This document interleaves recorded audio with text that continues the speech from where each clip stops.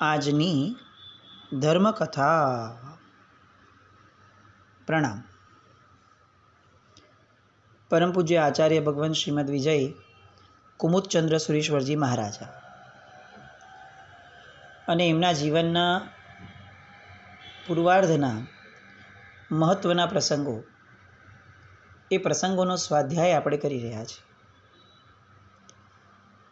ગઈકાલ સુધી આપણે એક પરિવર્તન જોયું કે એમની ધર્મભાવના અંદરખાનેથી એટલી બધી વધતી ગઈ કે ભાવનાઓનો પડઘો એ બહાર પડ્યો. મોટા ભાઈ અને ભાભી એ બંનેના હૃદયની અંદરમાં પણ એ પડઘો પડ્યો.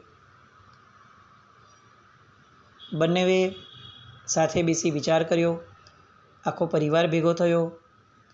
છગનભાઈ જે અત્યાર સુધી એક પણ વાર પોતાની કોઈ ભાવનાઓ વ્યક્ત કર્યા વિના બસ એક પારિવારિક ભાવનાથી, કર્તવ્ય બુદ્ધિથી પોતાનું દરેક કાર્ય કરી રાખતા હતા, એ નિસ્વાર્થ અને મુક કર્તવ્યની હવે કિંમતો થઈ. એ પુણ્ય જે છે એ હવે ઉદયમાં આવ્યું અને બધાને એમ થયું કે ભલે બે કુટુંબ આ રીતે અલગ રહેતા, એટલીસ્ટ છગનભાઈ એમની જવાબદારી ઓછી થવાના કારણે એ પોતાની ધર્મ ભાવના ઉપર ધ્યાન વધુ આપી શકશે. અને આ ન્યાયના કારણે સંવત 1988માં નવસારીમાં જે તે લોકો રહેતા હતા ત્યાંથી હવે એ મોટાભાઈથી જુદા થયા. મોટાભાઈ નવસારીમાં જ રહ્યા અને છગનભાઈ જે છે એ સુરત નવાપરા કરવા રોડ પર શ્રી શાંતિનાથ ભગવાનનું જે જિનાલય છે એની બાજુમાં બસરાઈ મહોલ્લા એ મકાનમાં રૂમને ત્યાંથી ભાડે રાખી ઘરને, અને ત્યાં એમણે ઘર ચાલુ કર્યું. હવે એમનું જીવન મુક્ત થયું. ધર્મમય જીવન જીવવા માટેનું એમનું જે સપનું હતું એ સપના માટેનું ગગન હવે બહુ જ મુક્તપણે એમને મળ્યું. જે એમણે ઈચ્છા સેવી હતી, જેવું જીવન જીવવાની ઈચ્છા સેવી હતી, એવા જીવન માટેની અનુકૂળતા મળી રહી. અહીંયા હવે આમ જોવા જઈએ ને તો બે રસ્તાઓ ખુલે છે. આપણા બધાના જીવન સાથે આપણે આ વસ્તુને ટેલી કરીએ તો આપણને ખ્યાલ આવે કે આપણી ધારેલી પરિસ્થિતિ આપણને મળી જાય છે, પણ એ સમયે એ જે ઉલ્લાસ હોય કે જેના કારણે આપણે આવી પરિસ્થિતિ માંગી હતી, એ ઉલ્લાસ એ ધીરે ધીરે આળસમાં પરિણમન થઈ જાય. અને જે વસ્તુ માટેની ખરેખરી અનુકૂળતા આપણને મળી હોય એ અનુકૂળતાઓને આપણે સાર્થક કરી શકીએ એવું આપણું ન વર્તન રહે, ન આપણી ભાવનાઓ રહે. બસ આ એક મુદ્દો, એ આપણા જીવનની કરુણતા, આપણા જીવનનું સત્ય કે ઈચ્છાઓ બહુ કરવાની, અને જ્યારે કુદરત અનુકૂળતા આપે ત્યારે ઈચ્છાઓ એટલી મોડી પડી ગઈ હોય, ત્યારે કંઈક નવી ઈચ્છાઓ જાગી ગઈ હોય, ત્યારે ઈચ્છાઓની બળવત્તરતા એટલી ઓછી હોય કે હવે પુરુષાર્થ કરવા માટેનું જે બળ જોઈએ એ બળ આપણે કેળવી જ નથી શકતા. અને મનના માલિક બનીને જીવવાનું તો જાણે આપણે શીખ્યા જ નથી. એટલે એ સમયે મન જે કહે એ પ્રમાણે એક બહુ આજ્ઞાંકિત સેવક તરીકે આપણે મનના કયા પ્રમાણે ચાલી જઈએ છીએ. પણ આ છગનભાઈ હતા. અને જે ગઈકાલે પરમ દિવસે આપણે જોયું કે દાંપત્ય જીવન એક મૂડી છે. પરમાત્માએ સંયમનો માર્ગ જે રીતે શ્રેષ્ઠતમ સર્વવૃત્તિનો માર્ગ દાખવ્યો, એ રીતે એના વિકલ્પ તરીકે, એટલે સાવ એમાંથી ન જ જઈ શકાય તો એક વચલા માર્ગ તરીકે પરમાત્માએ લગ્ન વ્યવસ્થાવાળા શ્રાવક ધર્મને પ્રાધાન્ય આપ્યું. ઋષભદેવ ભગવાન જે આર્ય સંસ્કૃતિ સ્થાપીને ગયા અને એના સૌથી પ્રથમ લગ્ન જે એમને પોતે કર્યા અને એક આદર્શ આપ્યો આ અવસર્પિણી કાળ માટેનો કે ભાઈ લગ્ન જીવન કેવું હોવું જોઈએ, તો કે આવું હોવું જોઈએ. કેમ? કારણ કે આપણે લગ્ન જીવનમાં વારસદાર તરીકે કોના છીએ? તો કે ઋષભદેવ રાજા ઋષભના. અને અહીંયા ગજરાબેને એ જે આખીને આખી એમની કર્તવ્ય ધારા છે એને કેવી અડીખમ રીતે પૂર્ણ કરી અને સહાયકતા ઊભી કરી, બસ એની એ જે સાધના યાત્રા છે આ બંનેઓની, એ અહીંયાથી શરૂ થાય છે. જે કુમુદચંદ્ર શ્રી મહારાજને આપણે તપસ્વી મહારાજ તરીકે ઓળખીએ છીએ, એમની ખરી તપશ્ચર્યાનો યોગ, એમનું એ જીવન એ અહીંયાથી શરૂ થયું. કદાચ એમ કહી શકાય કે આ વિક્રમ સંવત 1989થી લઈ અને વિક્રમ સંવત 1996 સુધીનો એ જે સમય હતો, એ ધર્મયાત્રાનો સમય હતો, એ સાધના યાત્રાનો સમય હતો. આપણા બધા માટે બહુ જ મોટું એક કલ્પના ચિત્ર ઊભું થાય કે જે આપણને વારંવાર અસર કરી શકે એવું એ જીવન હતું. દીક્ષા લીધા પછીથી તો એમણે જે કર્યું ને એની માટે તો આપણું મન બહુ જ સહજ રીતે કહી દેશે કે ભાઈ એ તો દીક્ષા લીધી છે, આવું તો કરી શકે, એમને બધી વ્યવસ્થાની છૂટ હોય, એમને માથે જવાબદારી ન હોય, એમને કોઈ રોકવાવાળું ન હોય, એની માટે જ તો ગયા હતા. આવા 500 કારણો આપણું મન આપણને આપશે. પણ સંસારમાં રહ્યા છતાં, આપણી જ જેવા રહેવા છતાં એ હવે જેવા બનવાના છે. એ જ્યારે આપણે મનને કહીએ ને કે જો આવા બનવું છે, તો કદાચ મન પાસે કારણો અને જવાબો બહુ ઓછા બની જાય. અને એટલા માટે જ આવી કથાઓ એને આપણે વિસ્તારપૂર્વક સમજીએ છીએ.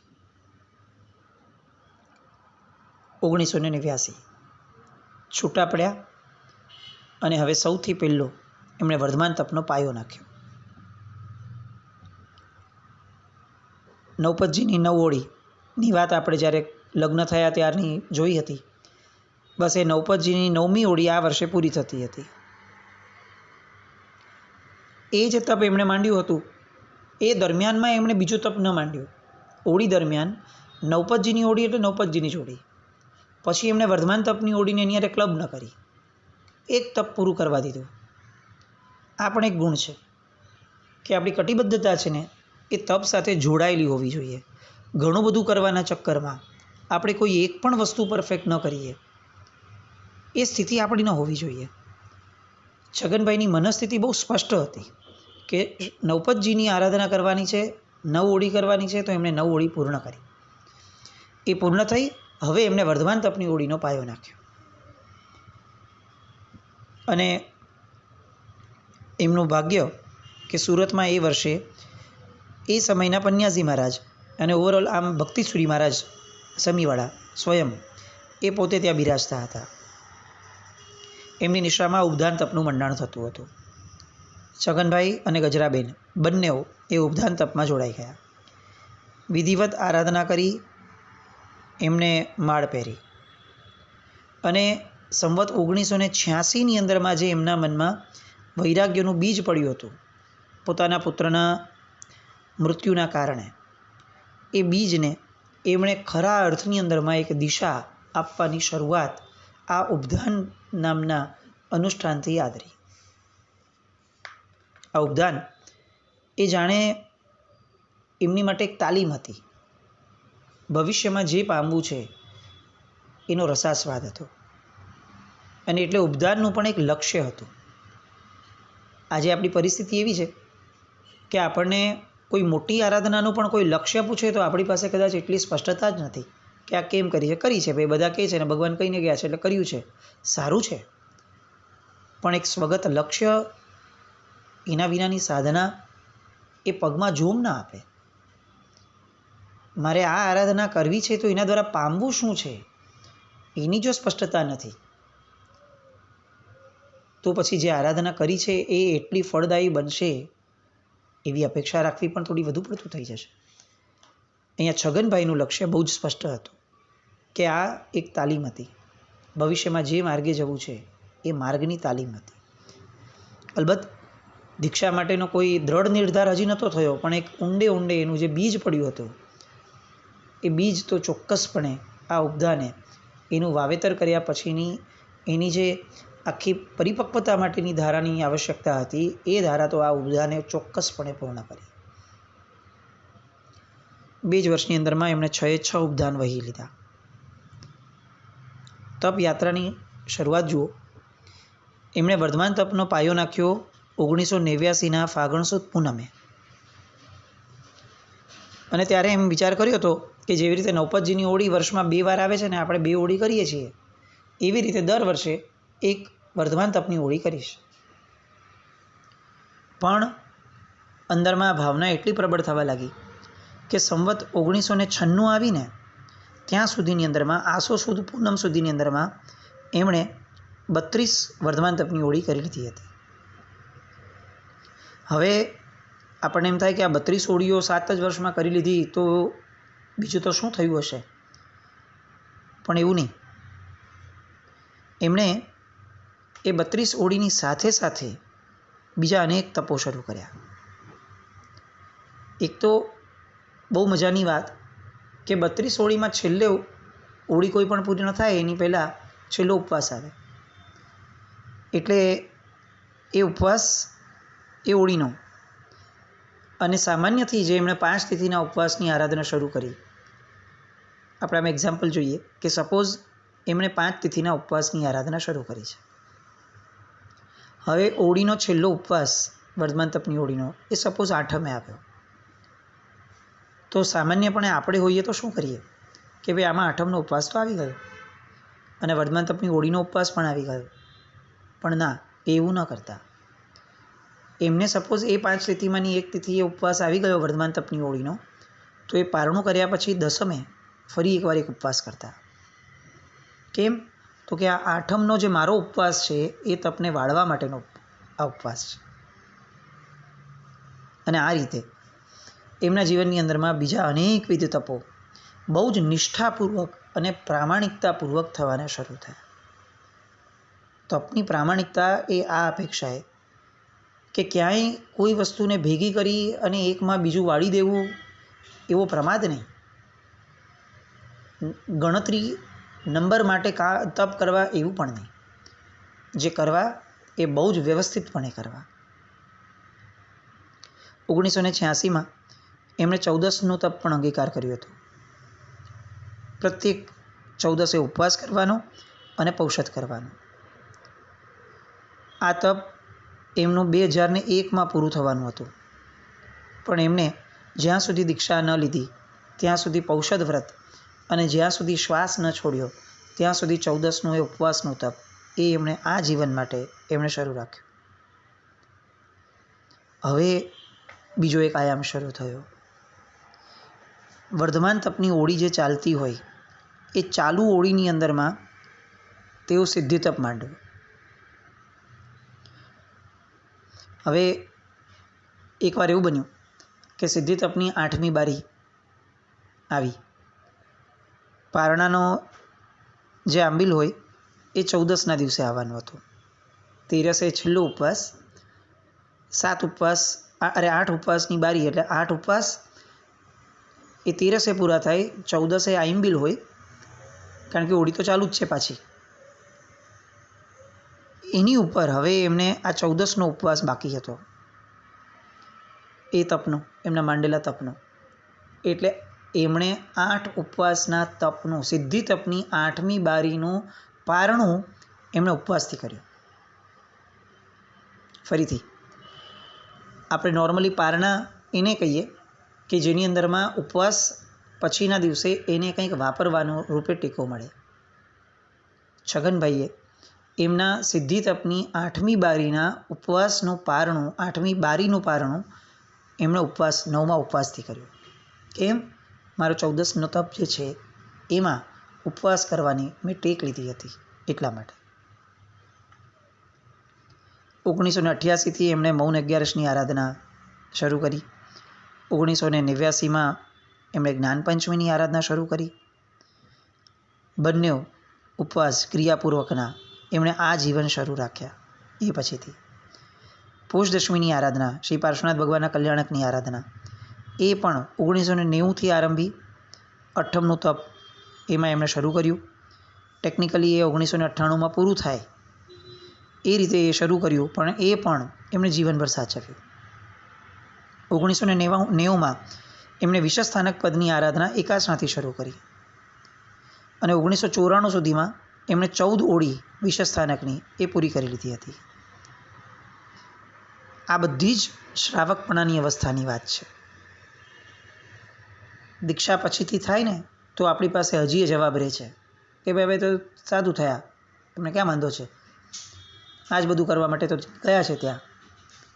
પણ આ બધું જ શ્રાવકપણાના સમયનું આ આખું ને આખું સત્વ છે. હવે એમાં 1994, 95, 96 આ 3 વર્ષ દરમિયાનમાં એમને સળંગ વર્ષિતપો કર્યા. બીજો વર્ષિતપ આવ્યો ત્યારે તો ગજરાબેનને પણ ઝુકાવી દીધું કે હવે મારે પણ વર્ષિતપ કરવો છે, અને સજોડે એમણે વર્ષિતપ કર્યો. 1994-95માં જે એમણે વર્ષિતપ કર્યો એ વર્ષિતપ અંતર્ગત સિદ્ધિતપ, 45 આગમ તપ, 14 પૂર્વ તપ, અષ્ટાપદજીનો તપ, 52 જિનાલય તપ, 24 જીનનો તપ, ક્ષીર સમુદ્ર તપ, 16 ઉપવાસ, 8 ઉપવાસ, 7 ઉપવાસ 3 વાર, 24 છઠ કરીને 7 જાત્રા 4 વખત, આવા તપ એમણે એ 2 વર્ષના વર્ષિતપ દરમિયાનમાં કર્યા. કેટલાકને બહુ આશ્ચર્ય હતું કે આપણે આ ચરિત્ર જે શરૂ કર્યું, આ નામ તો બહુ પ્રખ્યાત નથી, આ નામની એટલી આપણને પરિચય ધારા નથી, તો આ મહાત્માનું ચરિત્ર લેવાનું કારણ શું? એનો જવાબ એ એમની આવી આ સત્વપૂર્વકની આરાધના છે. અને આ બધી જ આરાધનામાં જે એમની અપ્રમત્તતા હોય એ શિખર પરની હોય. શ્રાવકપણામાં રહી સળંગ વર્ષિતપો ચાલતા હોય, એ વર્ષિતપ એક તપની અંદરમાં આ બધા જ તપો આદરવાના, અને બધા જ તપોની અંદરમાં અતિશય ચીવટપૂર્વક, ઉપયોગપૂર્વક, બધી જ વિધિઓને સાચવવાપૂર્વક એ તપનું આરાધન ઉલ્લાસ અને અહોભાવપૂર્વક કરવાનું. શાંતિનાથ ભગવાને મેઘરથ રાજાના ભવમાં એક તપ કર્યો હતો જે બહુ વિશિષ્ટ તપ હતો. એ તપની આરાધના પણ એમણે એ સમયગાળામાં કરી હતી. વ્રત અને નિયમની વાત કરીએ, આ તપની વાત થઈ. વ્રત અને નિયમની વાત કરીએ તો સંવત 1990થી જ એમણે 12 પર્વતીથી અને વાર્ષિક 6 અઠ્ઠાઈઓ આટલા દિવસોની અંદરમાં બ્રહ્મચર્ય પાલનનો બંને નિયમ લીધો. 1995માં માગસર સુધી 5મે પાલીતાણામાં એમણે 12 વ્રત અને સર્વથા ચોથું વ્રત યાવતજીવ એ બંને જણાએ અંગીકાર કર્યો. 1989થી વર્ષની 3 ચોમાસી ચૌદસના પૌષદ ઉપવાસની પ્રતિજ્ઞા તો એમણે કરી જ હતી. એ ઉપરાંત અહોરાત્રિના પૌષદ ઉપવાસ 1989થી 95 સુધીમાં પણ એમણે ઘણા કર્યા. દર વર્ષે પર્યુષણની આરાધના દરમિયાનમાં 64 પૂરી પૌષદ તો કરવાના જ. પર્વદિનોમાં પણ પૌષદોપવાસ, દિશાવકાશિક વ્રત આ બધું લેવાનું. 1988થી 95ના ગાળામાં એમણે 193 જેટલા અહોરાત્ર પૌષદોપવાસ તપ કર્યો. 1988થી 95 7 વર્ષના ગાળામાં 193 અહોરાત્ર પૌષદોપવાસ એ એમણે કર્યા. દિશાવકાશિક વ્રત એટલે આપણે જે અત્યારે 10 સામાયિકવાળું કરીએ છીએ એ પ્રકારનું નહીં. મૂળ જે વ્રતની આપણી વિધિ છે કે દેશની અવગાહના, ક્ષેત્રની અવગાહના, એ બધી અવગાહના ધારવાપૂર્વકનું જે દિશાવકાશિક વ્રત છે જે આપણે ત્યાં, એ દિશાવકાશિક વ્રત એ પણ 58 વાર એમણે એ 7 વર્ષની અંદરમાં કર્યું. પેલા પૌષદો અલગ અને આ દિશાવકાશિક વ્રતના 58 દિવસ પાછા અલગ. 14 નિયમ તો જાણે સવારે ને સાંજે ધારીએ જ, એ તો હતા જ, પણ એમની એક પુસ્તિકા જે રોજ જેમાં એ પોતાની નોંધ રાખતા, એ પુસ્તિકામાં એ સવારે જે નિયમ લેતા હતા એ પણ લખ્યા અને સાંજે જે સંક્ષેપે એ પણ લખતા. એ પુસ્તક જ્યારે એમના શિષ્યોના હાથમાં આવ્યું બહુ જ પાછલા વર્ષોની અંદરમાં, ત્યારે આંખ પહોળી ન થઈ જાય, કદાચ આપણી પોતાને એનાલિસિસ કરવા માટે આંખ બંધ થઈ જાય આપણી, એ હદ સુધીનું આશ્ચર્ય થયું. એ સવારે જે ધારતા અને સાંજે જ્યારે સંક્ષેપતા, એ સમયે આખા દિવસ દરમિયાનમાં વાપરેલી વસ્તુઓનું જે આપણે આકલન કરીએ તો એવું લાગે કે આ વ્યક્તિ જીવ્યું જ કઈ રીતે હતું. એમની ધારણા કરતાં બહુ જ ઓછું વાપર્યું હોય, અને ન વાપરવાના કારણે જે લાભમાં ગયું એની જે કોલમ બનાવતા, એ કોલમ વાંચતા એવું લાગે કે કદાચ એમનું આખું જીવન લાભમાં જ હતું. પણ આ એક નિયમ એમનો. પોતે જે આરાધના કરે બધી જ આરાધનાની પોતે પોતાના માટે નોંધ રાખે. એ પુસ્તક કોઈને આપ્યું હોય ને કોઈને વાંચવા માટે એની સુરાવલી ગવાતી હોય એની માટે નહીં, પણ પોતાની એક તકેદારી હોય, પોતાની એક નોંધ પોથી હોય, જે દરેક મહાપુરુષોના જીવનમાં લગભગ આપણને જોવા મળે છે. નૌકારવાળી અને સામાયિક, આ આરાધનાની તો વાત જ શી કરવી. રોજ સામાયિક કરવાની, કેટલીક બાધાપરાણી નૌકારવાળી ગણવાની જ. એમની નોંધપોથી પ્રમાણે એ જ 7 વર્ષ 1989થી લઈને 1995 સુધીના વર્ષની અંદરમાં એમણે 5656 સામાયિક અને 10,163 બાંધી નૌકારવાળી ગણ્યાની નોંધ એમણે પોતે લખેલી હતી.